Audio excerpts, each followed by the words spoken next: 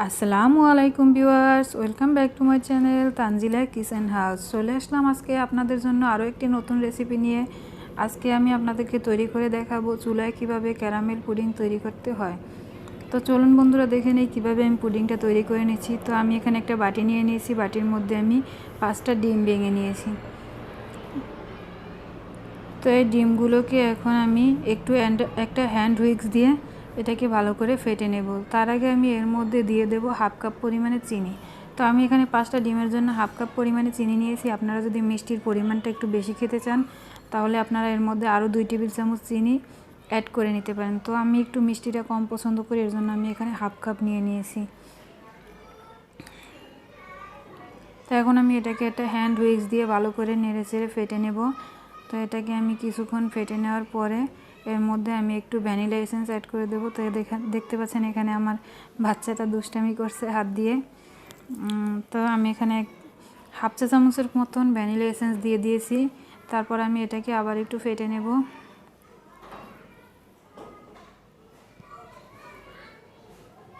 আমি এটাকে আবার একটু ফেটে নিয়ে তারপরে আমি এখানে অ্যাড করে দেব দুধ। তো দুধটা আপনারা কীরকম পরিমাণে অ্যাড করবেন, যে আপনারা যদি চান 1 কাপ গুঁড়ো দুধ 2 কাপ পানির মধ্যে, কুসুম গরম পানির মধ্যে গুলিয়ে নিতে পারেন, সেটা আপনারা এখানে দিয়ে দিতে পারেন। তো আমি এখানে একটু ঘন দুধ দিতে চাইছিলাম, তার জন্য আমি এখানে দিয়েছি 1.5 কাপ দুধ পানির মধ্যে আমি এখানে 1 কাপ গুঁড়ো দুধ দিয়ে দিয়েছি। আসলে এটা আমার কাছে পারফেক্ট মনে হয়। তো আপনারা যদি চান 2 কাপ দুধও দিতে পারেন, 2 কাপ পানি দিতে পারেন 1 কাপ দুধের ভিতরে। তো সেক্ষেত্রে পুডিংটা আরও বেশি সফট হবে। দুধটা দিয়ে আমি এখানে আরেকটু মিক্স করে নিচ্ছি। কিছু একটা মিক্স করা হয়ে গেলে আমি এই বাটিটাকে একটা সাইডে সরিয়ে নেব।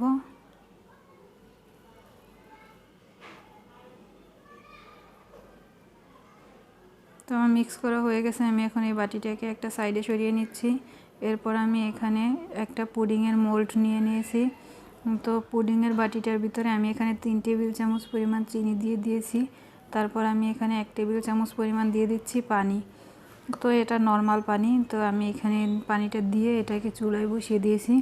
তো আমি এই পুডিং বাটিটার ভিতরেই ক্যারামেলটা তৈরি করছি। আপনারা যদি চান অন্য একটা পাত্রে বা অন্য একটা কিছুতে ক্যারামেলটা তৈরি করে পুডিং বাটির ভিতরে দিয়ে দিতে পারেন। তো আমি এখানে পুডিং বাটিটাই চুলায় বসিয়ে দিয়েছি। বসিয়ে আমি এটাকে একটু হালকা হাতে এরকম ধরে ধরে নাড়িয়ে দিচ্ছি। তো এতে করে কিছুক্ষণ গেলে এটা এমনিতেই চিনিটা গলে তারপর ক্যারামেল তৈরি হবে।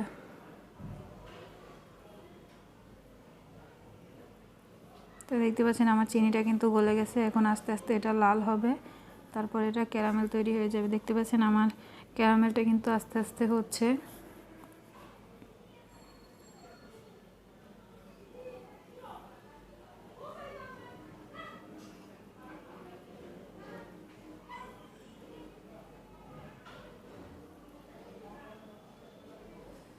তো এই যে আমার ক্যারামেলটা তৈরি হয়ে গেছে। আমি এ পর্যায়ে ক্যারামেলটাকে উঠিয়ে নেব, না হলে এটা তো পুডিংয়ের মোল্ডের ভিতরে ক্যারামেলটা তৈরি করেছি। তো পুডিং বাটিটা যেহেতু গরম, এটা আরও বেশি কালার হয়ে যাবে, তখন খেতে পুডিংটা ভালো লাগবে না। তাই আমি এই পর্যায়ে উঠিয়ে নিয়েছি। আমি এখন একটা পাত্র নিয়ে নিয়েছি। পাত্রের মধ্যে আমি একটা স্ট্যান্ড বসিয়ে পানি দিয়ে দিচ্ছি পরিমাণ মতো। আমি পানিটা এমনভাবে দেব যাতে আমি যেই পাত্রে যেই বাটিতে পুডিংটা করব ওই বাটির যেন 3 ভাগের 1 ভাগ পানির ভিতরে থাকে আর 2 ভাগ যেন উপরে থাকে। তা না হলে কিন্তু পুডিংয়ের ভিতরে পানিটা ঢুকে যাওয়ার সম্ভাবনা থাকে। তো দেখতে পাচ্ছেন আমার ক্যারামেলটা আমি এক সাইডে রেখে ঠান্ডা করে নিয়েছি। আমি হাত দিয়ে দেখিয়ে দিয়েছি আপনাদেরকে যে আমার আঙুলে কোনো রকমের পরিমাণে ক্যারামেল লেগে নেই। ক্যারামেলটা কিন্তু বাটিতে সেট হয়ে গেছে। তো আমি এখন এই দুধ আর ডিমের মিশ্রণটা এখানে একটা ছাঁকনি দিয়ে ছেঁকে নিচ্ছি। তো অবশ্যই আপনারা এই কাজটা করবেন, না হলে কিন্তু ডিমের হালকা হালকা দলা দলা থাকবে। তো আমি এটা ছেঁকে নেওয়ায় এই পুডিংটা আরও বেশি স্মুথ হবে। তো আমি এখন এই বাটিটার মধ্যে এটা বসিয়ে দিয়ে এই বাটিটাকে আমি একটা প্যানে যে পানি গরম করে নিয়েছি ওই পানির ভিতরে স্ট্যান্ড দিয়ে ওর উপরে বসিয়ে দিচ্ছি। তো এটাকে বসিয়ে দিয়ে আমি এখন এই ঢাকনাটা দিয়ে ঢাকনা লাগিয়ে দিচ্ছি। ঢাকনাটা লাগিয়ে দেওয়া হয়ে গেলে আমি এখন এই পাতিলের ঢাকনাটা দিয়ে তারপর এটাকে আমি এখানে 50 মিনিট থেকে 1 ঘন্টার মধ্যে এটাকে আমি করে নিয়েছি। আমারটা 50 মিনিটের ভিতরে হয়ে গেছে, আপনাদেরটা 1 ঘন্টায় হতে পারে। তো আমি একটা ছুরি দিয়ে এটাকে চেক করে দেখিয়ে দিয়েছি যে আমার এই পুডিংটা কিন্তু ছুরির ভিতরে একটুও লেগে নেই, তার মানে আমার পুডিংটা একদম হয়ে গেছে। তো আমি এখন এটা ঠান্ডা করে নিয়েছি। আমি এটাকে ফ্রিজে রেখে 2 ঘন্টার মতন ঠান্ডা করে নিয়েছি। তো এখন আমি এটাকে আনমোল্ড করে নিচ্ছি।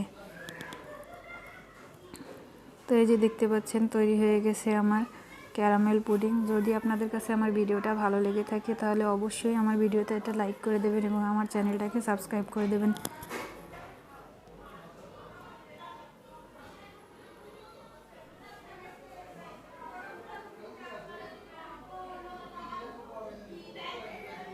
Thank you for watching.